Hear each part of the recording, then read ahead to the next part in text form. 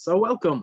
Today we're going to meet some of the new dinosaurs of Jurassic World Dominion, which is the final installment of the Jurassic World series, which is going to be out next year. So a lot of information has come out in the last few months and collated it all together. And we're going to meet some new dinosaurs, see some old faces as well, and tell you all about what's going on without spoiling the movie itself. So first, a little bit about me. My name's Sean. I sometimes go by the name Dino Guy. I've been a dinosaur nut since I was a little kid, and of course, Jurassic Park really cemented it on that. And I think this comic book really shows my life up to now. That's me dragging my long-suffering mother as a child to every single Jurassic Park movie, and here I am now as an adult, dragging my still long-suffering mother to every single Jurassic Park movie, or should I say Jurassic World movie. She's a sci-fi fan. She doesn't mind. She likes it. So just to kind of give you a bit of an idea, so I'd be what you call like a dinosaur enthusiast, a Jurassic Park super fan. I've been doing conventions now since 2014, so a few years. So you see up on the left-hand side, there's me dressed like Robert Muldoon, being attacked by a tegu lizard who is standing in for a velociraptor. And anywhere at all where there's dinosaur media or skeletons or anything like that, I'll travel the world to find them. I love going to museums, talking about dinosaurs on TV, talking about Jurassic Park online, you name it. I've done it, and that's what I'm going to do for the rest of my days. So enough about me. You guys are here for the dinosaurs, so let's meet a few of them. So as some of you might know, they released a preview of Jurassic World Dominion a couple of months back. It was in IMAX cinemas. I will say that it was leaked online. I mean, it's possible to find it, but I would recommend not, because the video quality is very poor. So I would actually recommend waiting until it comes out in the cinema next year and see it in all of its big screen glory. But it was a really interesting preview in that it's kind of set eons ago in the actual time of the dinosaurs, before the Jurassic Park was built. So it's kind of like a little mini prequel, and there was loads and loads of cool dinosaurs in it, some of them we've never actually seen before. So that's what the first half of this talk is going to be all about. So one of the first ones that we see is a dinosaur called Dreadnoughtus. That name might be familiar to some people because at the end of the last Jurassic World movie, we saw Dr. Wu sneaking off. Remember, he stole all the embryos, so he's going to do some experiments there, but they're all labeled. And one of them was Dreadnoughtus, which is a dinosaur we haven't seen in Jurassic World before, but it has finally made its first appearance on screen. So as you can see, the picture quality on the left isn't great, but it's one of the big long-necked dinosaurs, relative of Apatosaurus and Brachiosaurus, but a little bit bigger. So there's a good artist's take on what Dreadnoughtus looked like in real life over there on the right. Now, it was one of the biggest dinosaurs, nearly as big as Argentinosaurus, nearly as big as Puertosaurus, weighing about 60 tons. To put that in perspective, that's the weight of about 10 elephants. So Dreadnoughtus was absolutely massive. And to put it in scale, there's Dreadnoughtus size comparison to an airplane. So if anybody's been on an airplane, they'll tell you it's pretty big. And interestingly enough, the Boeing plane weighs 50 tons when there's nobody in it, and Dreadnoughtus weighs 60 tons. So he actually weighed more than an airplane. It's kind of hard to fathom how big that creature actually was. But speaking of airplanes, there was another creature that showed up in this preview. Not actually a dinosaur, but probably like a living plane itself. You might have heard of this guy, Quetzalcoatlus, which is believed to be one of the biggest creatures ever to fly. Now, it's not a dinosaur, it's actually a pterosaur, which is a type of flying reptile which happened to live at the same time as the dinosaurs. Quetzalcoatlus is believed to be one of the biggest. And here in the preview, it's shown to be a scavenger, eating the remains of food, bits and pieces that it could find. But what we do realize that Quetzalcoatlus was once thought to be just a scavenger, but now scientists feel like it was probably a hunter or an opportunist, kind of like a massive, massive stork. And to show you exactly how big Quetzalcoatlus actually was, we'll see in this image here that it was pretty darn big. That's a T-Rex it's standing next to. Quetzalcoatlus, when it walked around, was taller than a T-Rex. So we think maybe they could have acted like vultures or flying hyenas and, you know, ganged up on dinosaurs and chased them off their prey. So you see there, you've got Sherlock Holmes there. That gives us scale for a person. And that little white guy down there, number B, that's what a velociraptor would have looked like in real life. Not as big as the movies. So if Quetzalcoatlus were around today, it would probably eat people. Let's not beat around the bush here. But back in its day, it was probably a fearsome predator attacking from the skies, probably eating all kinds of animals, even small to medium-sized dinosaurs. Anything that would be a person the size of a person or smaller was probably on the menu for this guy. So when you think back to the Cretaceous, back to North America, you had T-Rex walking around to worry about.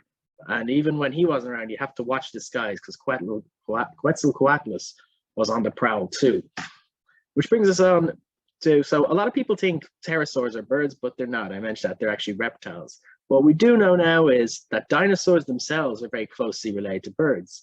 And another dinosaur that we see in our preview there on the left, he's only in a silhouette, it's hard to get a good picture quality of him, is Oviraptor. Oviraptor, despite the name, is not very closely related to Velociraptor, the famous raptors from Jurassic Park. It's kind of his own thing. And in life, we can see a restoration on the right. That's an Oviraptor there. One of its relatives anyway. That's we know for a fact that they were feathered and they had big beaks, so they would have looked like big mad turkey creatures running around. You might remember the name Oviraptor in that it means egg teeth, which is something quite interesting. And in the preview, if you look closely, you'll see he's actually going after eggs, and in the film he actually can be seen robbing one of the eggs. Because it has the name Oviraptor, which means egg teeth. It was called this because many years ago, when they discovered the first skeleton of Oviraptor, you see it there on the left, it was kind of like it appeared to be reaching out over a nest of dinosaur eggs. And these eggs were believed to be from a different dinosaur called Protoceratops, an early ancestor of the famous Triceratops. So the scientists thought that this was a villain of the dinosaur era, and he was caught in the act trying to rob another dinosaur's egg. But it wasn't until many years later, when we invented better microscopes and we were able to look inside the eggs, and we saw that, in fact, these eggs contained tiny bones of the yet to be hatched dinosaurs, but they weren't Protoceratops, they were actually Oviraptor. So rather than being the villainous egg thief that we always see it portrayed as in TV, Oviraptor was actually a very kind, caring, diligent parent. In fact, quite sadly, this particular Oviraptor seems to have passed away in the noble act of defending its own eggs, its own nest. So the name Oviraptor, which has been tarnished with for over 100 years, just seems really unfair. But that's so, still to this day, we are still seeing poor old Oviraptor robbing eggs. It's probably not fair, you know? But moving on, we've got Nasutoceratops. Some of you guys might remember him if you've seen that Jurassic World short film, The Battle of Big Rock. The Battle of Big Rock, by the way, was filmed right here in Ireland, down in Powerscourt, not too far from where I'm presenting right now. So Nasutoceratops, this is what they look like. You can see the male in the background with his big nose horn, the mammy there as well, and their little baby as well. So we know that the horned dinosaurs, they moved in herds. So we see in Jurassic World Dominion, there's a big herd of them walk around. So we're pretty confident that as the Grant said, they do move in herds. So at a glance, you know, Nasutoceratops looks a lot like Triceratops, and they were closely related, but it's possible to tell the difference if you look really closely at the horns. Whereas Triceratops' horns were kind of straight and upward pointing, and Nasutoceratops came out the side a little bit and then pointed forward, kind of like bull horns, you know, like one of those Wild Wild West kind of steers. So in real life, it probably acted a lot like a big bull, a big cow. So they sometimes call them the cows of the Cretaceous, these horned dinosaurs. So we're not sure what kind of a role Nasutoceratops would play in Jurassic World Dominion, but it's nice to see it back. It's a really cool, really lovely, visually striking dinosaur. It's a favorite of mine. And also joining is another plant eater who, apologies, the picture quality isn't great. This is Iguanodon. You might have heard of Iguanodon because they were a really successful dinosaur, one of the famous plant eaters, and they lived all over the world. They lived in America, they lived in Europe, they lived right here actually. They've been found in England, so they were probably in our neck of the woods millions of years ago. So Iguanodon is what we would call a peaceful plant eater. But we say the word peaceful when we talk about dinosaurs and animals. They're peaceful to a point. They're peaceful until someone comes and annoys them. So say a predator coming. For example, we look at Iguanodon. He doesn't look like he's got much going on, but he actually had Iguanodon had a secret weapon. And this is the fossilized, the skeleton, the hand of an Iguanodon. And if you look up there, it has a massive thumb spike, like a hitchhiker's thumb, but it's a spike. It could be, scientists have talked about what that big spike could be used for. And one of the more fun answers that they've come up with is that it might have used it as a weapon, as a dagger. So, you know, Iguanodon might have done well in prison. He had a built-in shank. So some scientists have said that, you know, this is like, you know, it would, if the Iguanodon could get the right angle, it could be a really, really lethal weapon, and a predator might think twice about coming near Iguanodon. But some scientists have questioned if that's really what it was used for, because you have to get in really close before you can poke someone with your thumb. And as you can see, meat-eating dinosaurs had big teeth, so we'd say Iguanodon probably would try to run away first, but only use its thumb spike as a weapon, maybe as a last resort. But as Iguanodon always says, talk dumb, get the thumb. That brings us on to another dinosaur that would be considered a peaceful plant eater, but is also not to be messed with. You might remember Ankylosaurus, the armored plant eater that was in in the first Jurassic World movie. Now, Ankylosaurus is basically a living tank. It had armor all over its body. Even its eyelids had armor on them. So it could hunker down, close its eyes, and anything but the biggest, strongest predators would have to leave it alone. So this is the Jurassic World director, Colin Trevorrow. He's said that this is his favorite dinosaur. So you can expect to see it get some good screen time in Dominion. It's interesting that it's the director's favorite dinosaur, because you Jurassic World fans are going to remember that the last time we saw poor old Ankylosaurus, he got beaten up by the Indominus Rex. This is more to showcase just how powerful Indominus was. It wasn't really a bad thing about Ankylosaurus, because as well as having incredible armor, Ankylosaurus had a secret weapon of its own. On its tail, it had this mighty club, a big, like two basketballs stuck together, made of solid bone, and it could swing that tail around. And the scientists have done research on this, and they can tell that Ankylosaurus could swing its tail, the club, with enough force that even a mighty predator like Tyrannosaurus Rex, if it were to be on the receiving end of a good hit from an Ankylosaurus tail, the T-Rex's leg would break. And we've seen evidence of this. We've seen Tyrannosaurus Rex who have broken legs, which look like they've been hit by an impact. So they probably got too close to an Ankylosaurus. But don't feel too bad for T-Rex now, because really interestingly, we know T-Rexes were tough.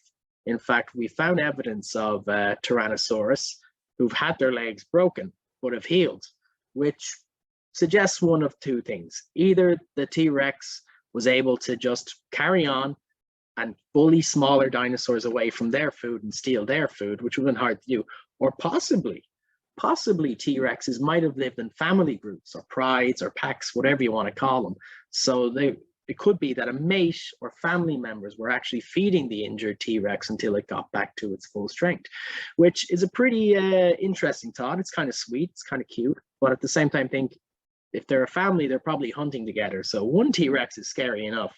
Imagine being hunted by a pack of 3 or 4 or 5, 6 Tyrannosaurus Rex. That's a very scary thought right there. I don't think any dinosaur would be safe from that. Speaking of T-Rex, of course, it's Jurassic Park, it's Jurassic World. We know that Rexy's coming back.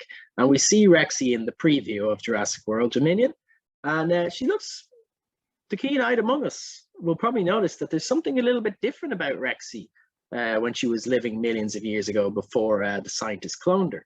If we look real closely on her back, she's got feathers. That's something she didn't have in the other Jurassic World movies, which offers a strange question.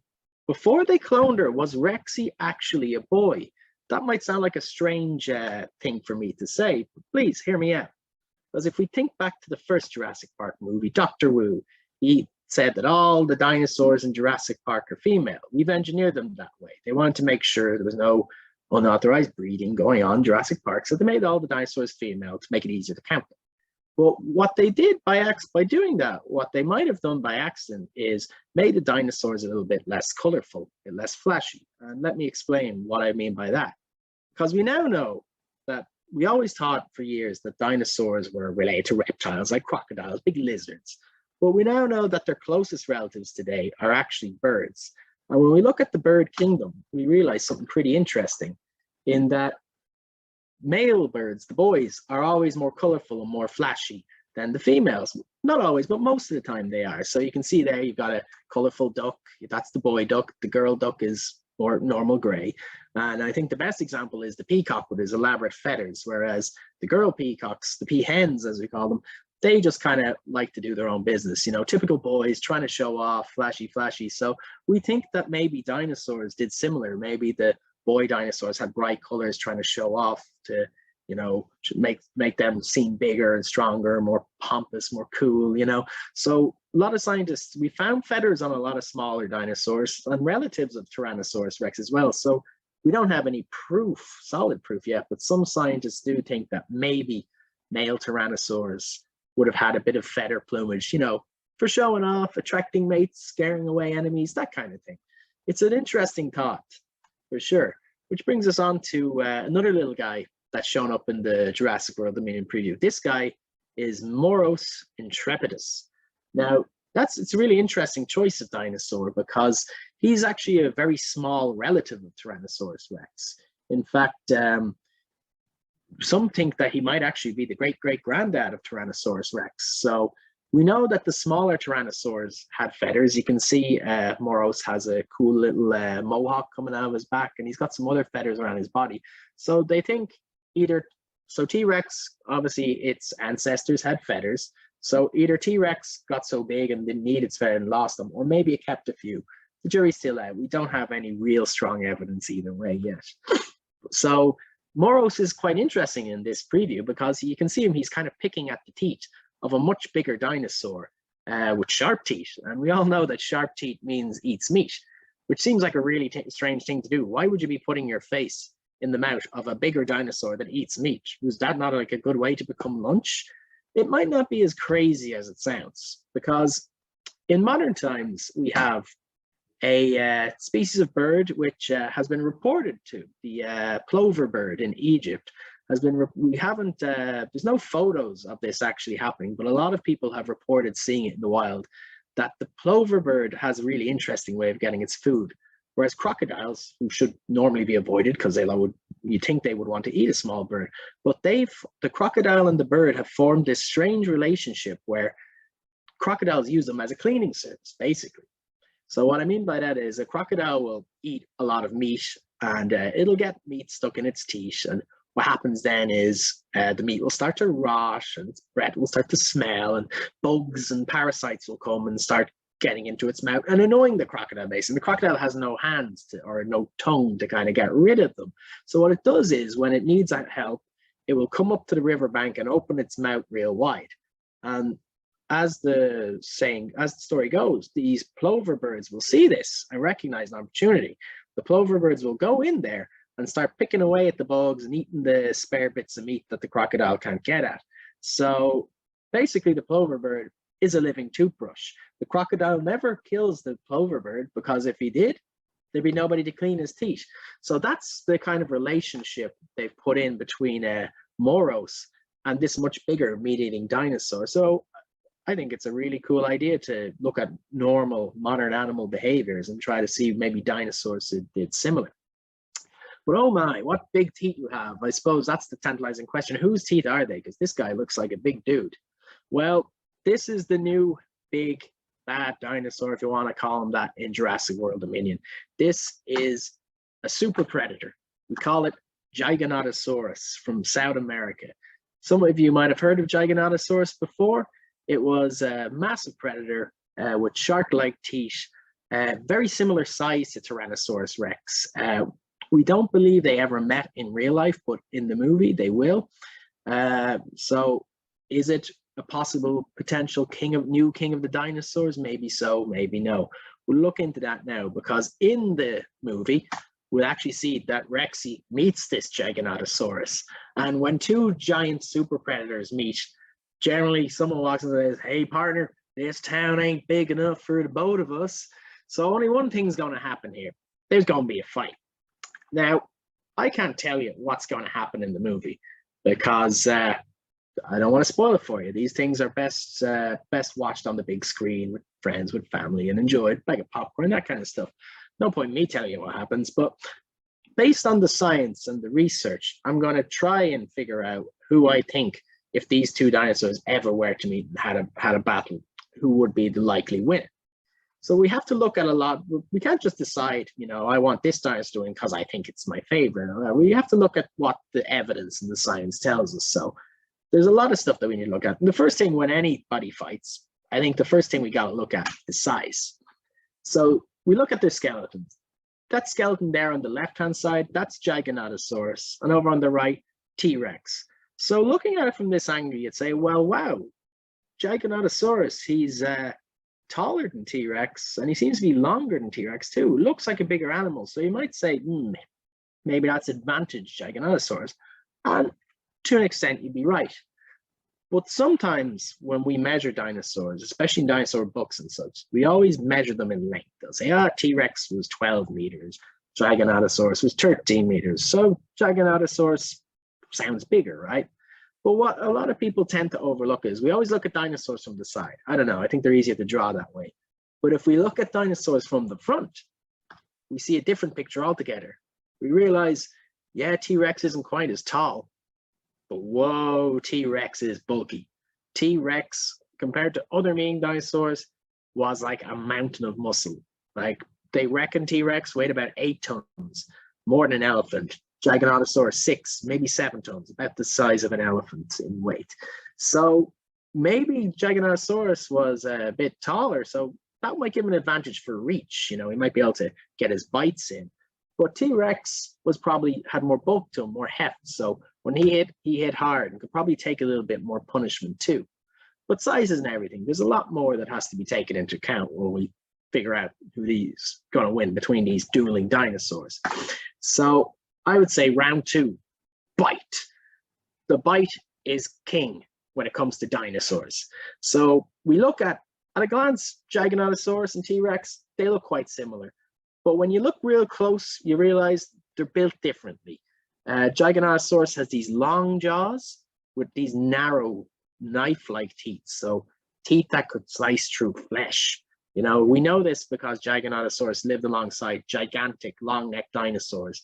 So it needed flesh-tearing teeth because the things it was fighting were big, bulky, meaty animals. And as well, the long narrow jaw meant that Giganotosaurus could snap its jaw real fast, probably faster than a T-Rex could. However, its jaw is a little bit narrower. So some scientists did a really interesting study, which is great fun. They discovered that they looked at the giant meat-eating dinosaurs to see, would it be like in the movies, would it be possible for these dinosaurs to eat a person whole? Giganotosaurus couldn't actually. Its throat wasn't big enough. It would have to eat us in bite-sized chunks, whereas a T-Rex had a big throat, could swallow a person whole if it wanted to. So not that really counts. I just thought it was a fun bit of info. But when we look at T-Rex, his jaw isn't as long, probably couldn't snap as quickly as Giganotosaurus, but its jaw is stronger, reinforced. It probably had an insanely powerful bite. In fact, they've done studies to say that of all the creatures ever to walk on land, T-Rex had the strongest bite of all. And that's even reinforced in its teeth. We mentioned that Giganotosaurus has slender, knife-like teeth for flesh. T-Rex's teeth were still sharp, but they're also blunt, like big railroad spikes. They're thick teeth, because T-Rex lived alongside Triceratops and Ankylosaurus. It had to fight the armored dinosaurs. So its teeth were designed not just to crunch through the meat, but also the bones and the armor. So if somebody gets on the receiving end of a T-Rex bite, gets a good bite in, it's probably game, set, match. It's going through everything. But again, there's a little bit more to it than just the size and the power of your bite as well. What about brains? What about agility? We look at Muhammad Ali. He was the greatest boxer ever. He wasn't the biggest and the strongest, but he was really, really agile and smart. For the agility stakes, they've done studies to see which of the giant meat eaters where the more agile, faster in movement and such. And surprisingly, despite being massive, massively bulky built, T-Rex, the way its legs were designed, it could turn, it could move really well for a creature of its size. A lot more agile in these kind of scenarios than a big guy like Giganotosaurus. In fact, so between that and its bite, it was probably more like a precision fighter. It would probably duck and weave and avoid getting bit at and then try to get the killer bite in itself. That's quite interesting. And also the brains. Like T-Rex and Giganotosaurus around the same time, but T-Rex's brain was twice the size of Giganotosaurus. So that means he was smarter. Doesn't mean he was particularly clever. He's a big dinosaur, but smarter than the guy he's up against is a big thing. It means his reactions were probably faster. So between the agility and the ability to react quickly and strike back, I think that puts Tyrannosaurus at a really big advantage. So you can probably tell where I'm leaning towards in this fictional fight. I say fictional because T-Rex and Giganotosaurus, they lived at different times in different parts of the world. They wouldn't have met in real life. But if they did, I would really side with one dinosaur in particular. And I'm going to do a little wrestling style announcement here. So, ladies and gentlemen, boys and girls, paleontologists of all ages, here is your winner and still the king of the dinosaurs, Tyrannosaurus Rex. I just feel that between its agility, its strength of bite, and its slightly more intelligent behavior, I think T-Rex would have been a class apart from the other meat-eating dinosaurs. There's a reason why they call it the Tyrant Lizard King. It was a force to be reckoned with. But there's so much more than who would win in a fight, so much more to dinosaurs. What else is new? Like, what other dinosaurs? I realize we're running out of time, so I'm going to come through this nice and quickly. What else can we expect from Jurassic World Dominion? Well, for starters, there's Lystrosaurus, which is something that we weren't expecting. Lystrosaurus was a reptile from before the age of the dinosaurs. I think he lived about 100 million years before the age of the dinosaurs. But what's quite funny here is in this photo, why is Lystrosaurus wearing a mask? It's a joke that the team making the movie made because, see, when the coronavirus kicked in, the production of Jurassic World had to be delayed. So it was Jurassic World Dominion was the first movie in Hollywood to get put back on track once the coronavirus safeguards were put in place, hand sanitizing, that kind of stuff, social distancing. So as a joke, they kind of gave the Lystrosaurus a little mask because Lystrosaurus is known as the great survivor because 250 million years ago when the Lystrosaurus lived, there was some terrible cataclysm happened to the world. Volcanoes erupting, and the whole ecosystem went crazy. And most of the animals in the world died out. 9 out of every 10 animals died out at the time. And Lystrosaurus, they reckon, was a good burrower. So Lystrosaurus was smart. Lystrosaurus burrowed down deep, probably hibernated for a year or so, waited until all the madness passed, and then came up to reclaim the world. So they were super successful animals. So it's kind of cool to see something obscure and not a dinosaur showing up in Jurassic World. I really look forward to seeing this little guy and what he's going to do in the movie. There's going to be new raptors. For sure. Great. New raptors, sorry. And so this is an interesting one in that we don't know exactly what these guys are called yet. There's a lot of conflicting information going around online. Sometimes they're being called Deinonychus, which is a close relative of Velociraptor. Sometimes they're being called the Atrociraptor, which is a made-up name, maybe for a made-up species. So we don't know exactly what they are yet, but it looks like they have a little squad going on. So they might be kind of like a rival version to Blue and her team, which is kind of cool in itself. I think that could be a really nice dynamic for a movie, kind of evil raptors. Raptors have kind of gotten a good reputation now. They seem like with Blue in particular, she's one of the good guys now. So it'd be great to see raptor-y types going bad again, and really getting amongst it and annoying people and coming after us. Like I'm leaning towards these being the Atrociraptor, a made-up species, because since Jurassic Park came out, we know now that the likes of Velociraptor would have had feathers in real life. In fact, that's what a Velociraptor would actually look like in real life. They were like half the size of the ones in the movies, and we found the fossils. We know now 100% Velociraptor had feathers all over its body. So in real life, it would look like a mad chicken, a mad angry chicken with knives strapped to its feet. I think it might look a bit crazy and small, but I still wouldn't mess with one. I'd say they're real nasty little ankle biters, and they can jump, and they can claw and stab. And wouldn't care for hanging out with one of them. So there's Blue. This is what Blue would look like had she met her true ancestor, little guy coming at her. You know, what is this little mad thing? Why has it got so much attitude? But that was you in a past life, Blue. Don't you recognize your grandparents? So as I was saying, you know, the movie Velociraptors, they don't have feathers. But interesting enough, we've seen some leaked images of the toys that are going to come out for Jurassic World Dominion. And you'll see there's that guy, you can probably see him, he's blue and red. He's got feathers. This guy is, and if you look closely, he's a type of raptor. This one has been labeled as Pyroraptor, which is a very close relative of Velociraptor, which lived here in Europe. About the same size as Velociraptor, half the size of a person. But it's quite interesting now that they've kind of gone back and said they're trying to get with the times. They don't want to ruin the continuity by suddenly giving the Velociraptor feathers for no reason. But they're giving us dino fans a bit of a bone. You know, there's another species of raptor. This one does have feathers. So it's a real nice compromise, I think. You know, feathers for some, scaly monster beasts for others. Everybody's happy. I'm pretty cool with that.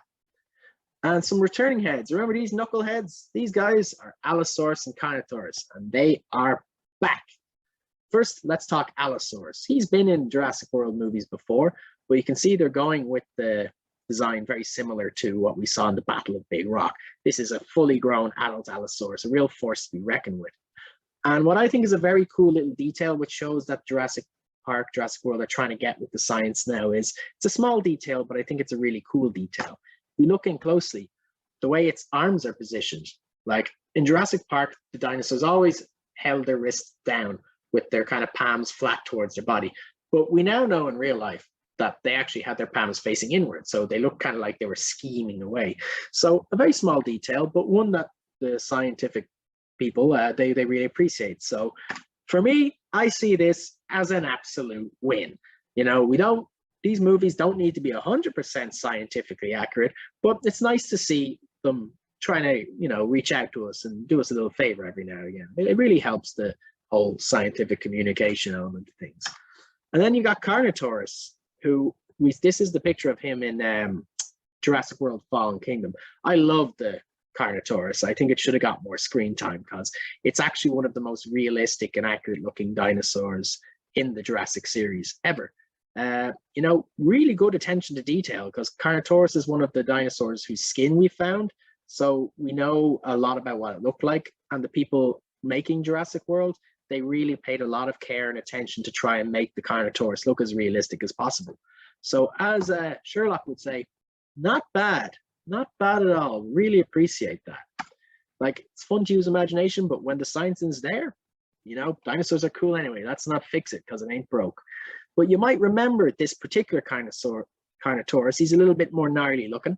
Some people have suggested that, oh, maybe he's the guy from Camp Cretaceous. Nah, it's actually the guy who showed up at the very end of Fallen Kingdom. And you can see him there eating Ludlow. He's got a nickname by the Jurassic World fans. They call him the Demon Carnotaurus because that's a really interesting homage. Because back in '94, they made these Jurassic Park toys, lots of toys of creatures that never were in the movies. And one of them was nicknamed the Demon Carnotaurus, this guy on the right. So the filmmakers have recognized that, and they've kind of brought him back, and they're finally putting him in a movie, which for old school fans like me, that's just a wonderful little thing to see. Like, not only did they care about the science to an extent, but they also care about the fans and bringing back the old stuff and putting a new lease of life. I think it's wonderful to see. I said Carnotaurus is probably my favorite Jurassic World dinosaur, but Baryonyx, I must admit, is probably my least favorite. I say this because I don't think he's very realistic looking. He doesn't look like what a Baryonyx would look like. And look, if they want to make him look cooler, that's all well and good. But personally, I don't think the Baryonyx looks cooler. It looks like an alligator that half learned to walk upright. I think it's not a very good design. It actually reminds me of Dino Croc. Some of you movie connoisseurs might remember this terrible B movie from 2004, Dino Croc. Looks like Baryonyx. Why would they take influence from Dino Croc? Dino Croc sucks. But what makes me sad is when I saw the original concept art for the Baryonyx, it was beautiful. Look, vibrant colors, long snout, lots of teeth, the big claws. The name Baryonyx means heavy claw, which is kind of weird that they gave it smaller claws in Jurassic World and less teeth. I mean, in Jurassic World, one of the big quotes is, "We need more teeth." You wanted more teeth, but then with Baryonyx, they gave us less teeth and smaller claws. I don't know who asked for that, but I think somebody in the genetics lab is probably going to get fired over that one. But here's what we can see a comparison, some special effects artist. On the left is what we got in the movie, on the right is what we could have got. And I'll send out the link to this later. If you click on the link there, you can actually see what a realistic Baryonyx would look like in that movie. And it looks so much cooler. Like, I don't know what the movie makers were thinking, but as Drake would say, movie version, nah. Real version, yeah. But just before I wrap up, I don't want to end on a negative note, but I want to end up on a positive note. Only this week, 2 new relatives of Baryonyx were found over in England, local boys, Ceratoseuchops and Reparoventurator. So those guys were, so those guys are brand new to science. So I'm going to finish up on this slide and we'll move over the conversation to our Discord channel. But what I want to get the point across is sometimes people think, surely all the dinosaurs have been found now, and it's too late for anyone who wants to be a paleontologist. That's totally wrong. As these guys prove, we discover new dinosaurs all the time. They did a survey recently. We know of about 300 kinds of dinosaur, and the scientists estimate that less than 5% of every kind of dinosaur that's ever lived has been found. So there's so much left to discover, and I think you guys, the kids watching here, if you want to be the next generation of paleontologists and find the next great dinosaur, you go do that.